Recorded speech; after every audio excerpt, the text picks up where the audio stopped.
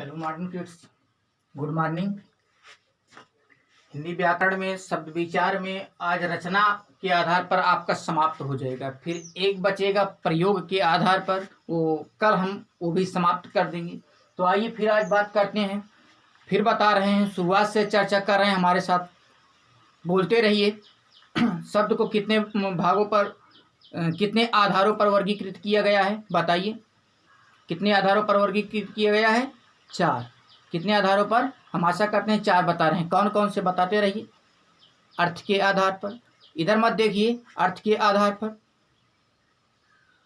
स्रोत के आधार पर, अर्थ के आधार पर, रचना के आधार पर और प्रयोग के आधार पर, यही बोल रहे हैं ना। इसके बाद फिर ये बताइए, स्रोत के आधार पर पढ़ लिए ना। स्रोत के आधार पर ये कितने भागों में डिवाइड किया गया है? 4। कौन कौन से स्रोत के आधार पर? तद्भव, तत्सम, देशज और विदेशी शब्द, ठीक। और अर्थ के आधार पर बताइए, अर्थ के आधार पर कितने भागों में बांटा गया है? 4। कौन कौन से? एकार्थी, अनेकार्थी, बोलते रहिए, एकार्थी, अनेकार्थी। इसके बाद पर्यायवाची, विलोम, ठीक, यही है ना। फिर इसके बाद रचना के आधार पर चल ही रहे हैं। रचना के आधार पर कितने भेद होते हैं? 3। कौन कौन से बताइए? रचना के आधार पर बताओ, पहले आप बोल दीजिए, तब इसके बाद हम बोल रहे हैं। रचना के आधार पर बताइए, रचना के आधार पर क्या होता है? यहाँ लिखा भी गया है, रचना के आधार पर रूढ़ शब्द, पढ़ लिए है ना, पढ़ लिए हो कि नहीं? रूढ़ शब्द, इसके बाद योग रूढ़ शब्द या यौगिक शब्द, फिर इसके बाद योग रूढ़ था। कोई जरूरी नहीं है कि क्रम से ही याद हो, बट तीनों सुना दीजिए अच्छे से, बस यही है। तो आज हम पढ़ेंगे तीसरा नंबर जो है योग रूढ़।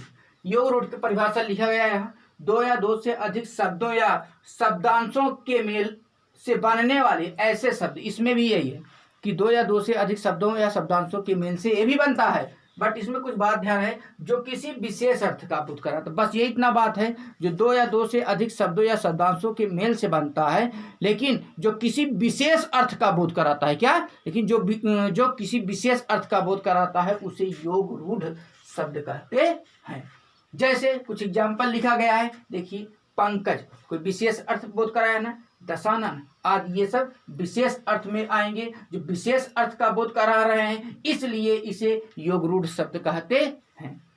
थैंक यू, समझ गए होंगे बेटा। फिर मिलेंगे हम नई वीडियो, शब्द विचार का लास्ट लेकर के आएंगे हम प्रयोग के आधार पर, और वह बहुत छोटा सा है, फिर उसका हम विस्तार आगे बताएंगे। अभी यही इतना याद कर लीजिए, यही इतना पर्याप्त है आप लोगों के लिए। Thank you.